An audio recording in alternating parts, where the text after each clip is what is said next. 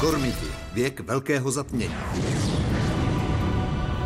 Země, voda, les, vzduch. Vzývám kletbu živlů, nechť roznítí její pomstychtivý plamen, vládce vzduchu a jeho lid. Až budu mít kontrolu nad lidem vzduchu, ostatní národy rychle padnou. Pane, tví početní služebníci jsou připraveni být nasazeni do boje proti Gormitům vzduchu. To nebude potřeba. Vezmu pouze Zirona. Až se moje kletba projeví, neměl by mít problém je porazit. Let sněhového orla. Pochopte to, kluci. Poznali jste svého vítěze? Miluju tuhle hru.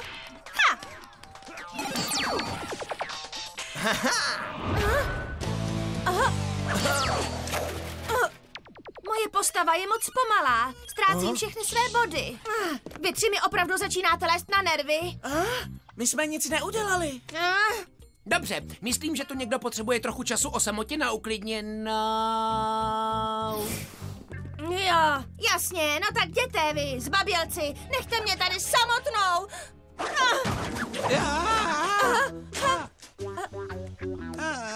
Nech mě hádat. Špatný den?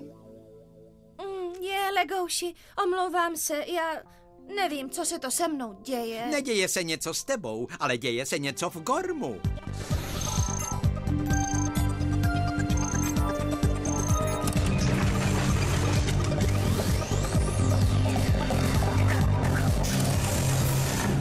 Mezi lidem vzduchu vládne totální chaos. Lidé vzduchu zuřivě bojují a my nemáme ani ponětí, odkud všechna ta zloba vychází.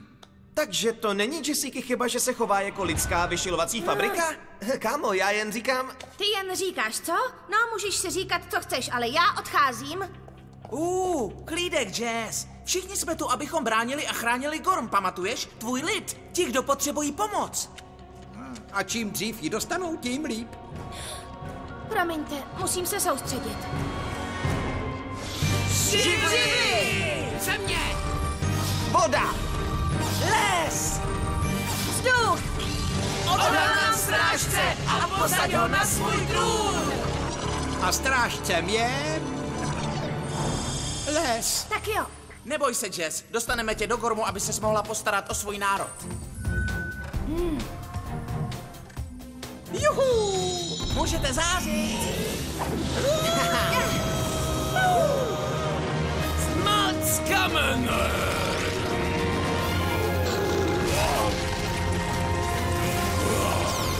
Síly moře! Nadvláda větru!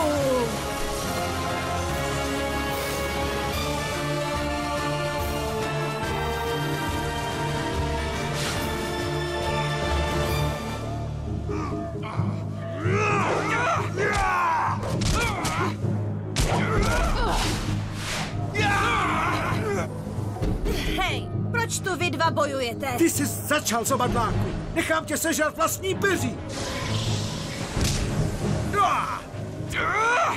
Ještě to neskončilo, Berci. Teď je pryč a je to vaše chyba. Nemíchejte se do záležitostí, které se vás netýkají, vládci přírody. Měli jsme už vřelejší přivítání než tohle. Tady nejste vítáni. Nejsme vítáni? Zapomínáš, kdo je vládcem tohoto lidu? Jejda, v Gormu se to teda vážně rozpaluje. Je divné, že lidé vzduchu vypadají stejně naštvaně jako Jessica. Zabraňme tomu, aby i nás ostatní dostala tahle prokletá zloba. To je ono! Ani nevíš, jak jsi blízko, Legouši. Musí to být prokletí. Možná si vládkyně vzdušné říše, ale můj hněv mi říká, že ani nejsi hodna mého času. Tak je tady asi čas na to, aby ses naučil trochu respektu. Útok větru!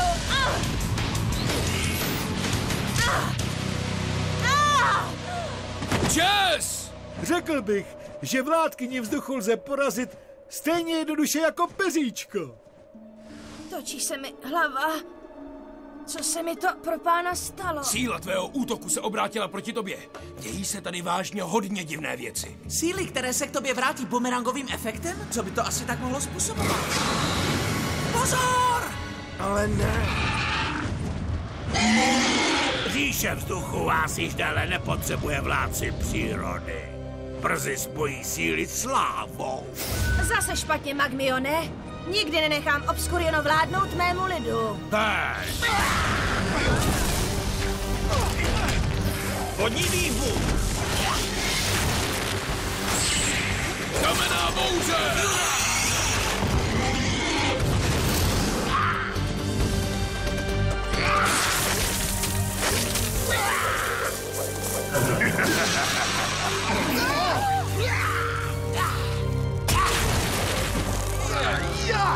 Nenechávej jim čas na výdech, Zirone, skoncuj s nimi. Kamenná bouře! Ty už mi vážně začínáš vadit. Já tě asi... Přestaň, Jess! Úchod větru!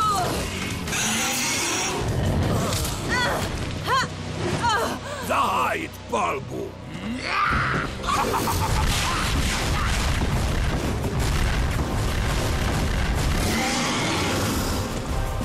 Tudy, vládci přírody. Hněv mě nezaslepil natolik, abych nepoznal, že ti gormiti lávy jsou tím pravým nepřítelem. Seberione, za nimi! Ještě jsme se Zironem neskončili. Proč si musel všechno zkazit, ty zobatý tlachale? Možná bys chtěla, aby tento zubatý tlachal upustil tvé přátele do psánu toho odpudivého stvoření. Budu mluvit za vládce vzduchu, ale ujišťuji tě, že nechtěla.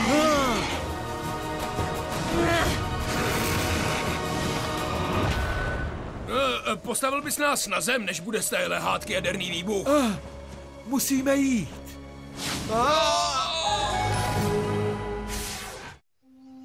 Omlouvám se, že jsem se rozčílil, ale nějak to celé nedokážu ovládat. Z tohoto důvodu musím jít.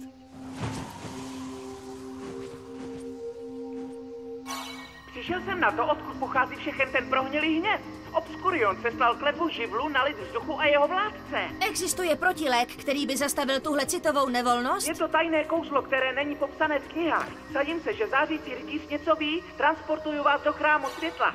Nejvyšší luminosi, potřebujeme tvou pomoc!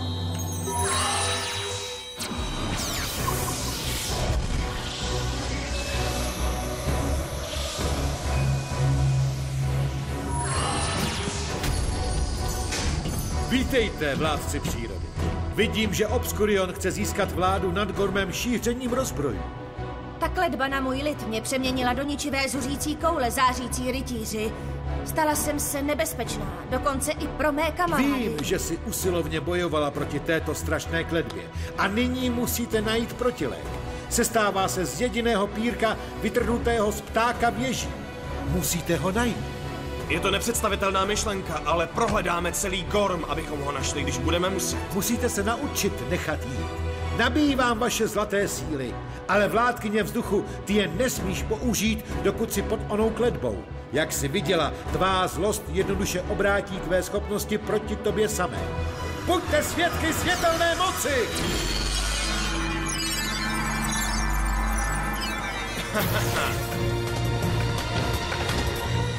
Pírko z ptáka věží.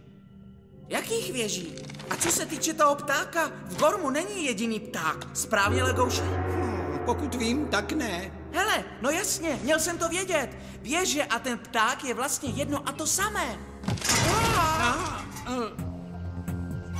Poslouchejte, ten protilék je na špičce Orlího vrcholu. No jasně. Vrcholek hory je tvarovaný jako orlí hlava. Tak jdeme, kluci.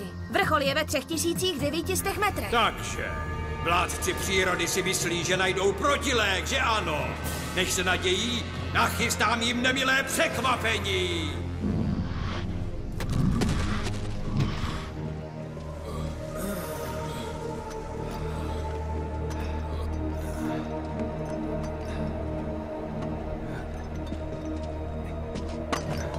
Tudy!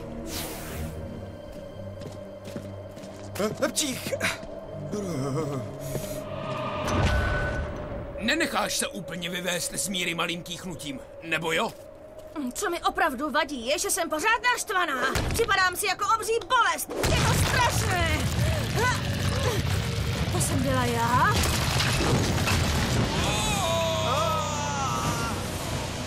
Promiňte. Přeteč, mocná lávo ze skrytých hlubin. Nech tvé vroucí magma spálí a pozře celý Orlí vrchol. Páni, na povrch stoupá spousta lávy. Obskurion nám chce překazit získání toho protiléku. Ne!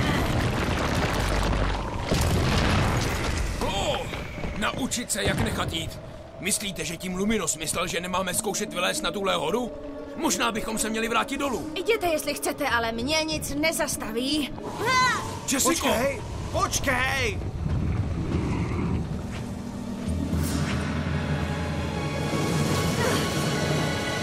Jestli tu někde bylo nějaké peří, teď už rozhodně uletělo.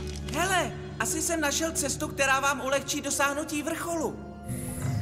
Po vaší levici je kamenná stezka. Jděte tam tudy. Kam zmizela Jessica? Urazila se a pak se rozhodla, že půjde na vrchol hory sama. Počkám na Nika a Tobyho. Tohle by bylo mnohem snazší, kdybych se pořád nenaštvávala. Říká tu někdo něco o naštvání? Drakogryfe. Nikdy jsem nečekala, že tady nahoře najdu starověkého strážce vzduchu. Tento opuštěný vrchol je jediné místo, které sklidňuje mou soustavnou zuřivost. Nech mě odpočívat, vládkyně vzduchu. Poskytni mi mou samotu. Jess, jsem vážně rád, že jsi v pořádku. Mám nějaké info. Drakogryf je jediný živý tvor na Orlím vrcholu a tady se píše, že je v jeho peří ukryta mocná magie. Takže mi stačí vzít mu jedno z peříček a hned budeme vědět, jestli se kletba zlomila? Kdybych byl tebou, tak počkám, protože... No. Jess!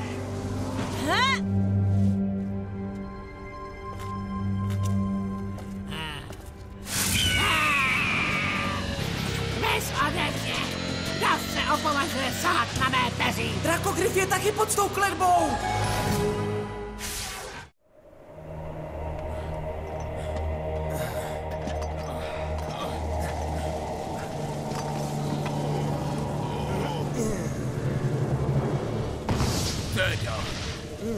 Hádám, že Obskurion vážně nechce, aby jsme vylezli na vrchol té hory. Pospěšte si, Jess bude mít další obří záchvat steku. Obskurion se snaží zničit říši vzduchu. Tak, Jessico, soustřeď se. To je lepší. Omluv mě, Drakogryfe. Jsem tu s úkolem zachránit náš národ před touhle strašlivou kletbou, která v nás způsobuje tu ničivou zuřivost. Potřebuji jen jedno z tvých peříček. Já jsem věrný obránce Gormu.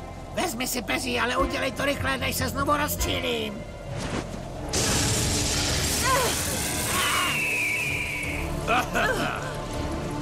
Právě jsme unesli tvůj protilé. To tě asi určitě hodně naštve, co, vládkyně?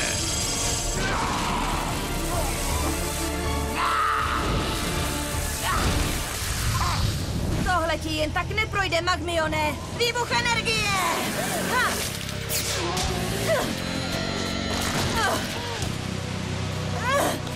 Já to dokážu, vím, že to dokážu. Musím se jen soustředit.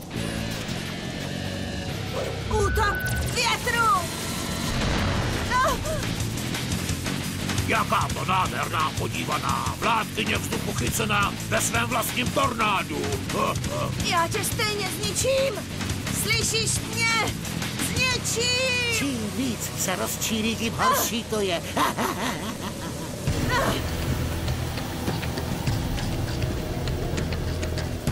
Pomoc!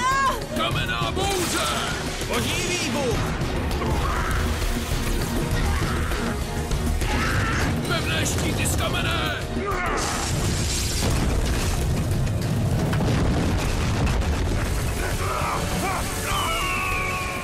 Ten prokletý protilek. Myslím, že jeho osud je spečetěný. Následuj mě, Sirone. To tornádo jí může rozdrtit. Musíme Jess odtamtud dostat. Kapadlo moci! Musíme zastavit ten vítr! Geovrtačka! To tornádo je jako větrná zeď a zaútočit na Jessiku taky není možné. Co teď? Já teď zničím ten protilek. Kormiti vzduchu nikdy nezlomí tu kletbu. Rád ti pomůžu a skoncujeme s lidem vzduchu.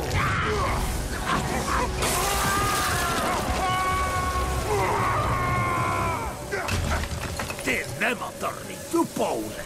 Zlost Jessiky krmí to její tornádo. Čím víc je naštvaná, tím silnější je tornádo, což ji ještě víc rozčiluje. Kdyby mi protilek takhle podklouzl mezi prsty, byl bych dost naštvaný na vyvolání tsunami. Musíte jít do srdce toho tornáda a mluvit s ní. Vyhledal jsem to. Budete se tam muset dostat ze spoda. Hej, brácho, asi tu budeme potřebovat trochu pomoc. Věčný jako proudy.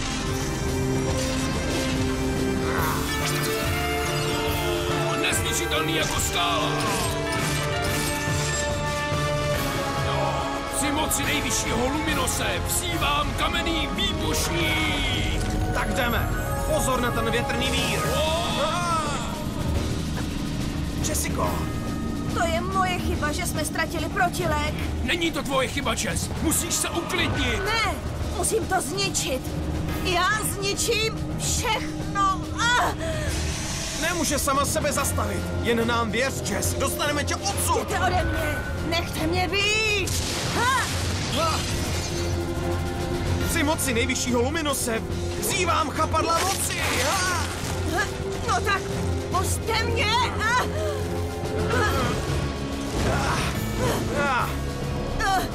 Já už to nezvládnu. To je super, Toby. Jessice dochází dech a tak i jejímu tornádu. Díky, kluci. Bez vás by moje tornádo zničilo Gorm. Žádné strachy, Jess. Teď už záleží jen na získání toho protiléku. A Magmion a Ziron už stejně mají slušný náskok. Zlatý proud!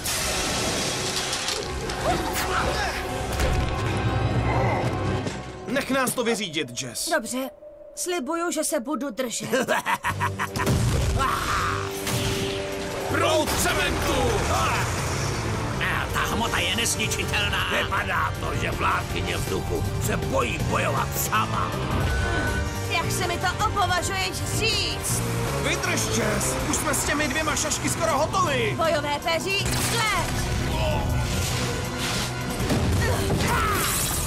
Jak se opovažuješ mě napadnout? Přestaň, i hned přestaň. Poslechni svého pána, nebo si nes následky. Nemám jiného pána než svůj hněv.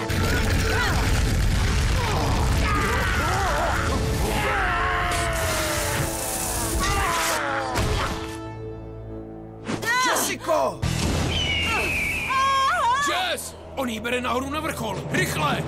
A opět mě ten hloupý Magmion zklamal. Naštěstí za mě starověký strážce vzduchu tu práci udělá. Za ten svůj útok mi zaplatíš.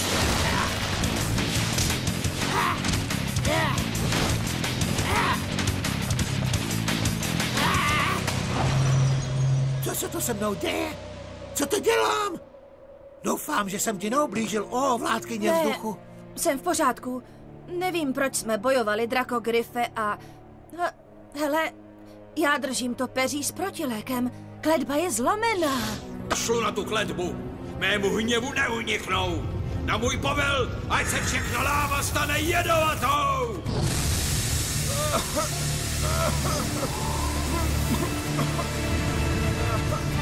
Nick a to by se udusí. Jestli se tenhle toxický kouř rozšíří, zahubí to celý národ vzduchu. Mocná jako neschrotné větry.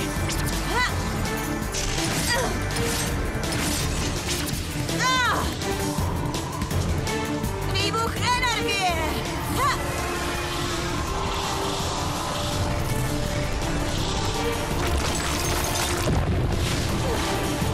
Světelné tornádo.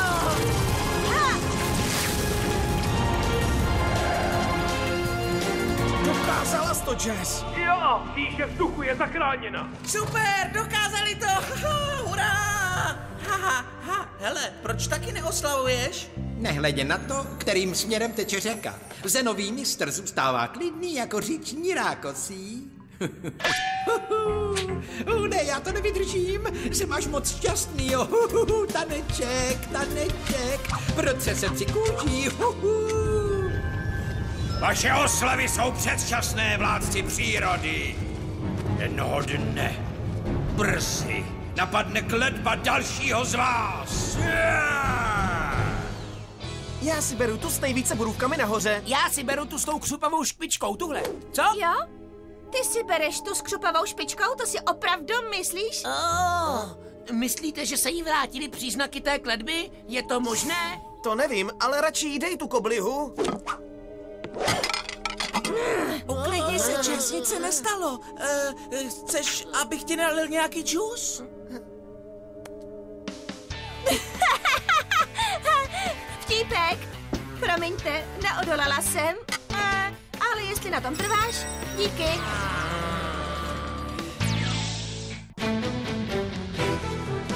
Na českém znění spolupracovali Josef Pejchal, Ladislav Špiner, Zdeněk Rumpík, Stanislav Lehký, Kristýna Jelínková, Viktor Dvořák, Eliška Dohnalová, Jindra Janoušková, Alena Kašová, Oldřich Vajsar, Marcela Bártová a Petr Dohnal.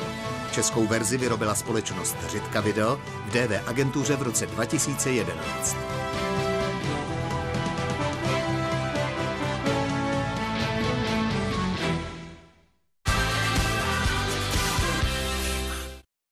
Tento program vám přináší Kárnis. Krmivo pro psy i kočky.